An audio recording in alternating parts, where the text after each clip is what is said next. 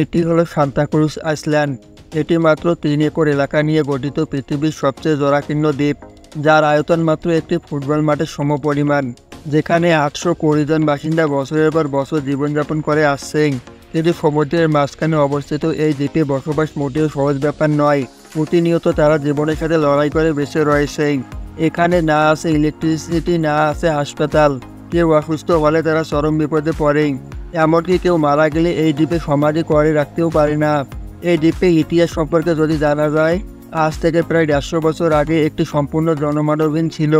তবে ১৮৬০ দশকের কলম্বিয়ার কার্টাগেনা এবং ঢোলু থেকে আসা কিছু মৎস্য শিকারী ঝড়ের কবলে পড়েই এই দ্বীপে আশ্রয় নেয় এবং এরপর থেকেই ধীরে ধীরে তাদের বসতি স্থাপন শুরু হয়।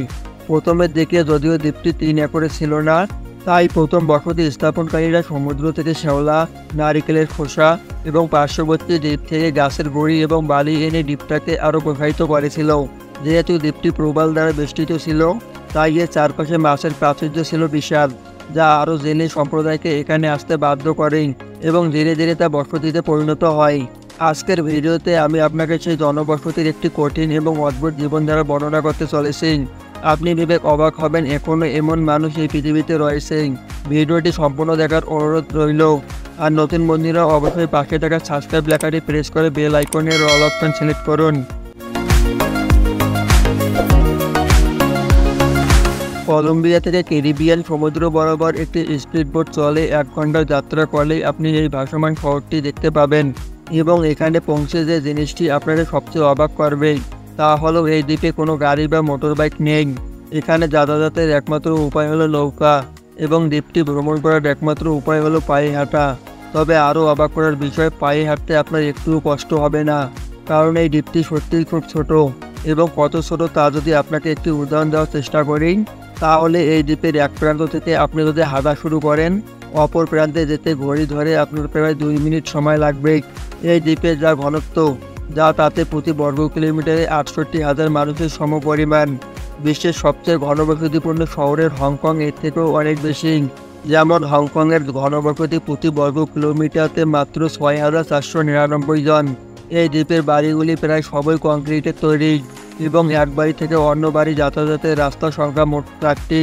দ্বীপটিতে জলের কোনো স্থির সরবরাহ এবং পর্যাপ্ত বিদ্যুৎ সরবরাহ নেই, যার জন্য দায়ী দ্বীপটির দূরবর্তী অবস্থান। তবে পূর্বে একটি মাত্র সোলার জেনারেটর ছিল, যা প্রতিদিন প্রায় ৫ ঘন্টা বিদ্যুতের যোগান দিয়ে থাকত। কিন্তু পরবর্তীতে সোলার প্যানেল এবং ডিজেল জেনারেটরের অগ্রগতি দ্বীপবাসীদেরকে সকাল ১০টা থেকে বিকাল ৪টে পর্যন্ত এবং সন্ধ্যা ৬টা থেকে ভোর ৫টা পর্যন্ত বিদ্যুৎ সরবরাহ করে থাকে। প্রতিদিন সব বাচ্চারাই স্কুলে যায়, তবে শুধুমাত্র একটি স্কুলে। এবং এই দ্বীপের কেউ যদি ডিনারের জন্য বাইরে যেতে চায়, তবে ৮২০ জনের জন্য মাত্র একটি রেস্টুরেন্ট রয়েছে। আর এই দ্বীপে মাত্র ৪টি দোকান রয়েছে, যা প্রয়োজনীয় জিনিসপত্রের সাথে সজ্জিত এবং তাদের মধ্যে কোনো প্রতিযোগিতা নেই। কোনো দোকানের সামগ্রী শেষ হয়ে গেলে অন্য দোকান থেকে তা সরবরাহ করে। এখানে একটিও হাসপাতাল নেই, শুধুমাত্র একটি ফার্মেসি রয়েছে, যা সমস্ত প্রাথমিক ওষুধের প্রয়োজন মিটিয়ে থাকেন। এবং যদি কেউ অসুস্থ হয়ে পড়েন এবং তার চিকিৎসার প্রয়োজন হয়, তবে তাকে একটি নৌকায় করে মূল ভূখণ্ডে নিয়ে যেতে হয়, যা প্রায় ১ ঘন্টা সময় লাগে। এছাড়া এই দ্বীপে কোনো অন্তিম সংস্কার করার জায়গা নেই, তাই যদি কারো মৃত্যু হয়, তাকে ওই দ্বীপের মাঝখানে থাকা ক্রুশের চারপাশে ঘুরিয়ে মৃতদেহকে বোর্ডের যাত্রা করে পাশের একটি দ্বীপে টেনে নিয়ে যাওয়া হয়। এবং দ্বীপের মাঝখানে এই ক্রুশটি হলো তাদের দেবতার স্থান, যেখানে তারা ধর্মের আরাধনা করে থাকেন। এবং মে মাসের ৩ তারিখে একটি উৎসব পালন করে, যা এই দ্বীপের প্রধান উৎসব। নাচ, গান এবং মদ্যপান সেই উৎসবের প্রধান আকর্ষণ। এই দিনটিতে এই দ্বীপে খুবই কোলাহলপূর্ণ থাকে। তবে আপনি যদি এই দ্বীপে ২ দিন কাটান, আপনার কাছে প্রতিটি দিনই ৩রা মের মতো মনে হবে। আর এর কারণ হলো মানুষের শব্দ, সমুদ্রের ঢেউ, গান বাজনা এবং মানুষের কোলাহল সব মিলিয়ে দ্বীপটাকে একটি মাছের বাজার করে তোলেন। আপনি যদি এই দ্বীপের ভেতরে প্রবেশ করেন, তাহলে দেখতে পাবেন প্রত্যেকটি বাড়ির জিনিসপত্র যেখানে সেখানে পড়ে রয়েছে এবং একটি বাড়ি একটি বিছানার জন্য প্রায় ১০ জন করে ভাগিদার রয়েছে। তাদের কাপড়, জুতো এবং প্রয়োজনীয় সামগ্রী সবকিছুই ঘরের চারপাশে ঝুলছে। পরিষ্কার করার কথা তো দূরের কথা, জল স্বল্পতার কারণে মানুষ শুধু জলকে পান করার জন্য ব্যবহার করে থাকেন। এই জায়গায় অবৈধভাবে গড়ে ওঠা বাড়িগুলিতে ২২০টি পরিবার রয়েছে, যাদেরকে কর্তৃপক্ষের কাছ থেকে কোনো অনুমতি নেওয়ার প্রয়োজন পড়ে না এবং কেউ খাতা কলমে এই জমির মালিক নয়। সুতরাং যে কেউ যে কোনো জায়গায় নিজের বাড়ি তৈরি করতে পারেন। আর এই কারণে দালানগুলি একে অপরের সাথে এমনভাবে মিশে রয়েছে যে একজনের বাড়ি যেতে হলে অন্য বাড়ির মধ্যে দিয়ে যেতে হয়। এই দ্বীপের সবচেয়ে বড় সমস্যা হলো দূষণ। এরা ময়লা আবর্জনা নিয়ে খুব বেশি মাথা ঘামায় না, তাই বাড়িঘর রাস্তাঘাট যেখানেই হাঁটবেন ময়লা আবর্জনা দেখতে পাবেন। যদিও এত পরিমাণ জনসংখ্যা এর জন্য দায়ী হতে পারে। এই দ্বীপের প্রধান জীবিকা মৎস্য শিকার, বা কেউ রাস্তার কোনো খাবার বিক্রি করে বা অন্যান্য ধনী হওয়ার স্বপ্ন নিয়ে এই দ্বীপে থাকা একটি লটারি মেশিনে নিজের ভাগ্য পরীক্ষা করেন। এই দ্বীপের এই ভবনটি একটি স্কুল, যেখানে 225 জন স্টুডেন্ট এবং 13 জন শিক্ষাগুরু রয়েছে, যারা প্রাথমিক ও মাধ্যমিক শিক্ষা প্রদান করে থাকেন, যার মধ্যে কিছু স্টুডেন্ট পাশের দ্বীপ থেকে আসেন। এবং একটি মজার বিষয় হলো তাদের স্কুল বাস হলো একটি নৌকা। একদিন একজন এক্সপ্লোরার দ্বীপের একটি ছোট বাচ্চাকে জিজ্ঞাসা করেছিল যে সে বড় হয়ে কী হবে।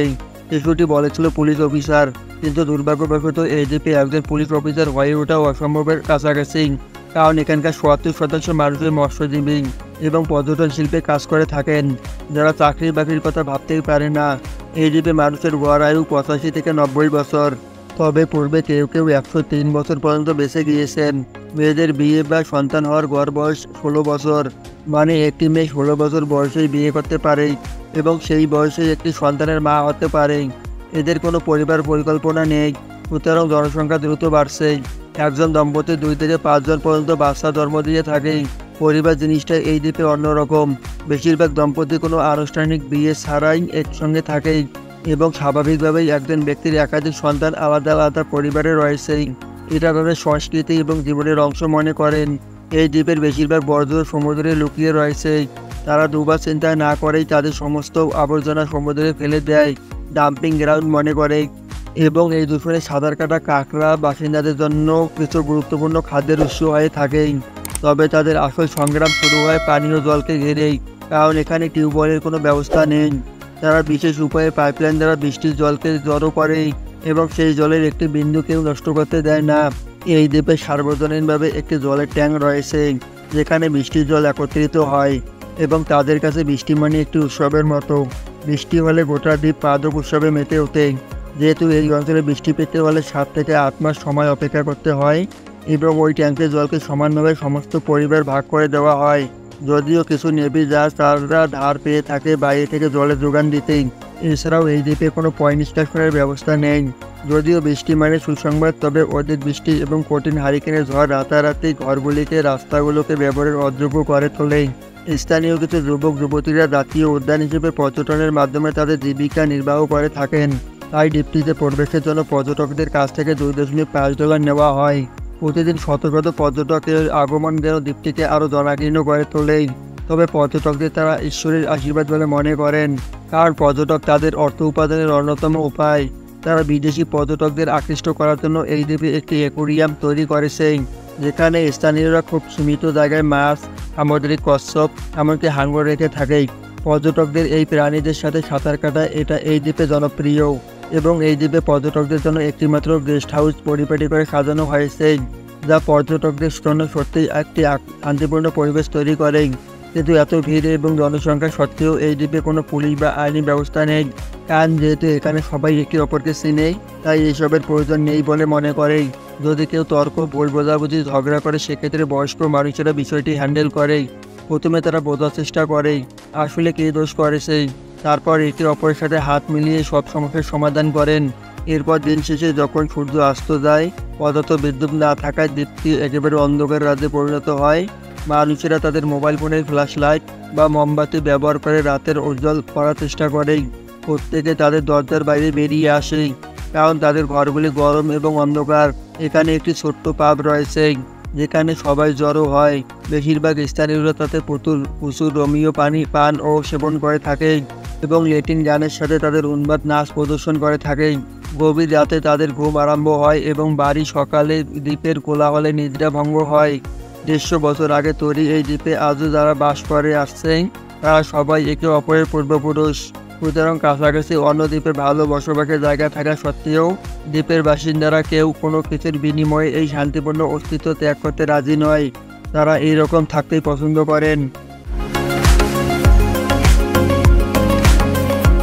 আজকের এই ভিডিওটি সম্পর্কে আপনার কি মতামত কমেন্ট বক্সে জানাতে পারেন। ভিডিওটি ভালো লাগলে একটি লাইক করতে পারেন। তাহলে কথা হচ্ছে পরবর্তী নতুন একটি ভিডিওতেই। এই পর্যন্ত ভালো থাকবেন। ধন্যবাদ সবাইকেই।